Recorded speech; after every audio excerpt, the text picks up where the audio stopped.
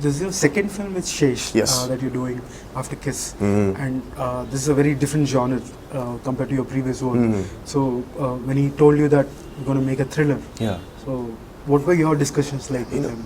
Actually, he told me about the idea when I met him in December 2014. I think he came down to see his family, and he's like, "I just got this idea about a girl being kidnapped, or something like that would happen, and there's a guy who comes and tries to find her if she exists or not exists, kind of a thing like that."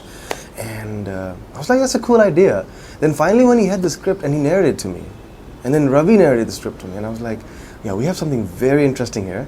And imagine capturing that of a guy coming from outside the country in the hustle and bustle of Hyderabad, just throw him in the elements, and he has to fight against that, and there's no one supporting his whole story. He's going through this whole thing by himself, So I was very excited. It's like, yes, we get to capture something, because I've never really shot in Hyderabad. When I came for Kiss, we shot in Vizag a couple of days, but not really in the thick of Hyderabad. Okay. And so I got really excited. It's like, yeah, we'll do this all in Hyderabad, going around places. I'm like, yeah, let's absolutely just go for it. Let's do it. Right. So where Shesh and Ravikant, were they particular about anything, from you? Like, Yeah. this is what we wanted from the yeah, film. see, one thing Ravi was particular about is like he wanted the handheld feel. Ravi and Sesh, they wanted that movie to feel, say, not gritty, but he wanted people, the audience, to feel like they're part of it. They shouldn't watch it as audience, but the emotion should carry that they're involved in the movie itself when they watch it.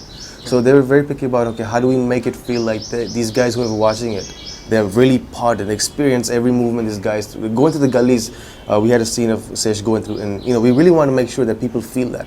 Okay. We shot it about 2 in the morning when people are sleeping, we're going on knocking on doors, and that was also without permits, So, yeah. Half the film was like a big adventure like that. It was, it came down to just, we all deciding, let's push our boundaries. Let's see how far we could go without somebody coming and grabbing the cameras and be like, no, you can't shoot here. So it was something like that, yeah. Now coming back to what you said, that they wanted a very immersive experience in terms really of the audience. involved in the movie itself. So how did you go about it once they gave you those instructions or whatever? So I worked very closely with Ravi on this, and every day we would discuss what scenes we're shooting. He would explain the dialogues, he would explain what the mood he's trying to get. And from that, given we had minimum tools and locations and all those things that was hindering us, and you can say that, but we came with the idea, like, let's add as much energy to the frames as possible.